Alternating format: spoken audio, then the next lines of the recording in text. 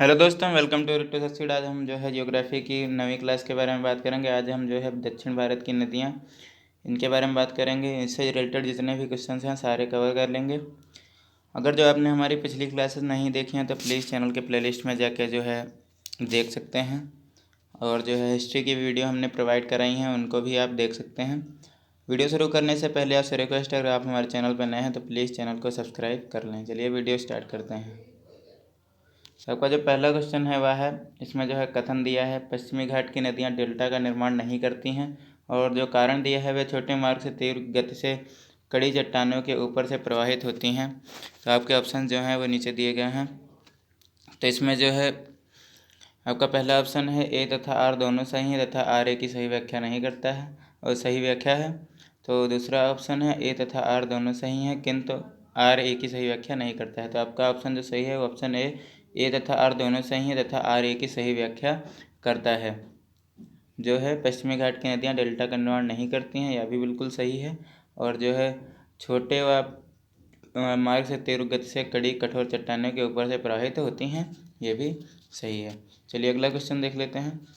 तो इससे पहले इंपॉर्टेंट पॉइंट्स देख लेते हैं। तो प्रायद्वीपीय भारत की प्रमुख नदियों का उद्गम पश्चिमी घाट से ही होता है। पश्चिमी घाट से लेकर पूर्व की ओर प्रवाहित होने वाली नदियां लंबे मार्ग का अनुसरण करती हैं तथा डेल्टा का निर्माण भी करती हैं। पश्चिमी घाट से निकलकर पश्चिम की ओर प्रवाहित होने वाली नदियां कठोर चट्टानों से होकर प्रवाहित होती हैं तथा छोटे मार्ग का अनुसरण करती हैं। ये नदियां इसी कारण डेल्टा का निर्माण नहीं कर पाती। प्रथम तथ्य के आधार पर कथन और कारण दोनों गलत हैं, जबकि दूसरे तथ्य के आधार पर विकल्प ए सही है। चलिए आगे बात कर लेते हैं अगले क्वेश्चन के बारे में। तो आपका जो अगला क्वेश्चन है वह है, प्रायद्वीपीय भारत की सभी प्रमुख बंगाल की खाड़ी में नदियाँ प्रमुख बंगाल की खाड़ी में गिरती हैं, परंतु नर्मदा तथा तापी नदियाँ अरब सागर में गिरती हैं। और आपका जो कारण है, नर्मदा और तापी नदियाँ विभ्रंश घाटी से होकर बहती हैं। तो आपके ऑप्शन जो हैं वो नीचे दिए गए हैं। तो इसमें जो है आपका ऑप्शन ए सही है, ए तथा आर दोनों सही हैं, आर ए की सही व्याख्या करता है। चलिए अगला क्वेश्चन देख लेते हैं। सबसे पहले इंपॉर्टेंट पॉइंट देख लेते हैं। तो प्रायद्वीपीय भारत की सभी प्रमुख नदियां बंगाल की खाड़ी में गिरती हैं, परंतु नर्मदा तथा तापी नदियां अरब सागर में गिरती हैं। इसका प्रमुख कारण है कि ये नदियां पठार के ढाल का अनुसरण करके भ्रंश से प्रवाहित होती हैं। आपका अगला जो क्वेश्चन है वह है, निम्नलिखित नर्मदा नदी पश्चिम की ओर बहती है जबकि अधिकांश अन्य प्रायद्वीपीय बड़ी नदियां पूर्व की ओर बहती हैं, ऐसा क्यों? आपका जो पहला वो है पॉइंट है, तो यह एक रेखीय विभ्रंश रिफ्ट वैली के में विस्तृत है, तो यह तो बिल्कुल सही है। और यह विंध्य सतपुड़ा से बीच बहती है, यह जो है पॉइंट गलत है। और जो तीसरा पॉइंट है, यह है भूमि ढलान मध्य भारत से पश्चिम की ओर बहती है, तो यह पॉइंट भी बिल्कुल गलत है। तो आपका जो ऑप्शन एक है वो बिल्कुल सही है। तो आपका जो केवल एक जो है ऑप्शन वो सही है। चलिए अगला क्वेश्चन देख लेते हैं। तो आपका जो अगला क्वेश्चन है वह, नर्मदा नदी किन पर्वत श्रृंखलाओं के बीच स्थित है? तो नर्मदा नदी सतपुड़ा और विंध्याचल के बीच स्थित है। चलिए अगला क्वेश्चन देख लेते हैं। आपका जो अगला क्वेश्चन है वह है, नर्मदा अपने मुहाने पर डेल्टा का निर्माण करती है, कारण यह भ्रंश घाटी में बहती है। नीचे दिए गए कूट से सही उत्तर चुनिए। तो आपका जो इसमें सही उत्तर है वह है ऑप्शन डी, ए गलत है परंतु आर सही है। जो है नर्मदा नदी अपने मुहाने पर डेल्टा का निर्माण नहीं करती है, और जो है वह एक भ्रंश घाटी में बहती हुई जो है बहती है, भ्रंश घाटी में तो बहती है। ऑप्शन जो है इसका जो कारण है वो सही है। चलिए आगे देख लेते हैं अगला क्वेश्चन। तो आपका जो अगला क्वेश्चन है वो, आपका जो अगला क्वेश्चन है वह है, निम्नलिखित में से कौन सी नदी डेल्टा का निर्माण नहीं करती है? तो इसमें जो है नर्मदा डेल्टा का निर्माण नहीं करती है। महानदी, गोदावरी, कावेरी जो है डेल्टा का निर्माण करती हैं। अधोलिखित में से कौन सी नदी विभ्रंश घाटी में प्रवाहित होती है? तो इसमें जो है ताप्ती नदी विभ्रंश घाटी में प्रवाहित होती है। ताप्ती नदी विभ्रंश घाटी में प्रवाहित होती है। यह नदी मध्य प्रदेश के बैतूल जिले में सतपुड़ा पहाड़ियों से निकलती है। ताप्ती बेसिन मध्य प्रदेश, गुजरात, महाराष्ट्र और विस्तृत है। यह नदी पश्चिम की ओर बहते हुए अरब सागर में गिरती है। इसके अतिरिक्त नर्मदा नदी भी विभ्रंश घाटी में प्रवाहित होती है। अगला जो क्वेश्चन है आपका वह है, निम्नलिखित में से कौन सी घाटी भ्रंश घाटी से होकर प्रवाहित होती है? तो यह तापी नदी व भ्रंश घाटी से होकर प्रवाहित होती है। अगला जो क्वेश्चन है आपका वह है, निम्नलिखित में से कौन सी नदी भ्रंश घाटी से होकर प्रवाहित होती है? तो यह है तापी जो है भ्रंश घाटी से होकर प्रवाहित होती है। चलिए अगला क्वेश्चन देख लेते हैं। तो आपका जो अगला क्वेश्चन है, निम्नलिखित में से कौन सा जनपद नर्मदा बेसिन का भाग है? तो राजनांदगांव जो है वह नर्मदा बेसिन का भाग है। छत्तीसगढ़ के उपयुक्त जनपदों में से राजनांदगांव जनपद 6% हिस्सा नर्मदा नदी के बेसिन के अंतर्गत आता है।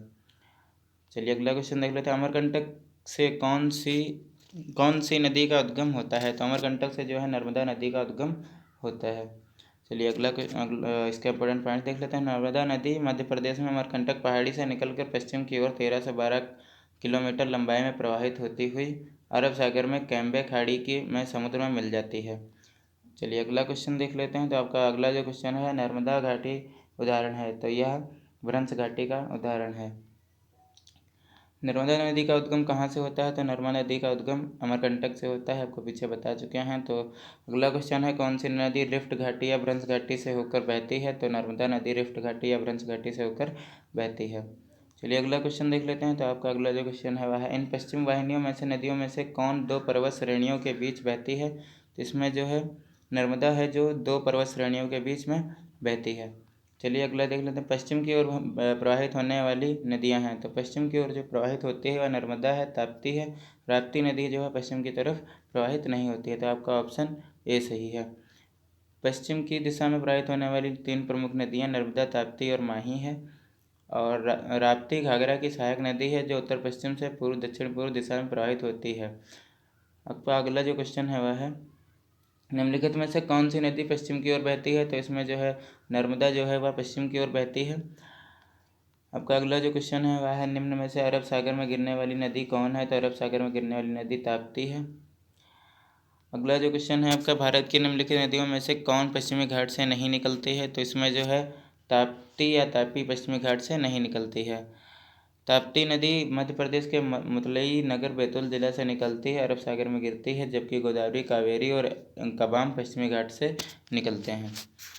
अगला क्वेश्चन है आपका, निम्नलिखित में से कौन सी नदी 3 बार 2 धाराओं में विभक्त हो जाती है और कुछ मील आगे जाकर पुनः मिल जाती है और इस प्रकार श्रीरंगपट्टनम, शिव समुद्रम और श्रीरंगम के द्वीपों का निर्माण करती है? तो आपका ऑप्शन जो है ए सही है, कावेरी नदी है। कावेरी नदी कर्नाटक के कुर्ग जिले के ब्रह्मगिरी की पहाड़ियों से निकलकर 805 किलोमीटर लंबाई तथा 87,900 वर्ग किलोमीटर अपार क्षेत्र में प्रवाहित होती है। यह तिरुचिपल्ली के निकट बंगाल की खाड़ी में मिल जाती है। इसका अपवाह क्षेत्र केरल, कर्नाटक, तमिलनाडु तथा संघ शासित प्रदेश पुडुचेरी में विस्तृत है। पहाड़ी से नीचे उतरने के पश्चात कावेरी नदी दक्कन पठार में प्रवाहित होती है, जहाँ श्रीरंगपट्टनम, शिवसमुद्रम और श्रीरंगम द्वीपों का निर्माण करती है। आपका अगला क्वेश्चन जो है वह है, कावेरी नदी का उद्गम है? तो कावेरी नदी का जो उद्गम है वह ब्रह्मगिरी पहाड़ियों से है। चलिए अगला क्वेश्चन देख लेते हैं। आपका अगला क्वेश्चन है वह, कावेरी नदी कौन से राज्यों से होकर गुजरती है? तो यह कर्नाटक, केरल, तमिलनाडु 3 राज्यों से होकर गुजरती है। चलिए आगे देख लेते हैं अगला क्वेश्चन। तो निम्नलिखित नदियों में से किसको दक्षिण की गंगा कहा जाता है? तो कावेरी को दक्षिण की गंगा कहा जाता है।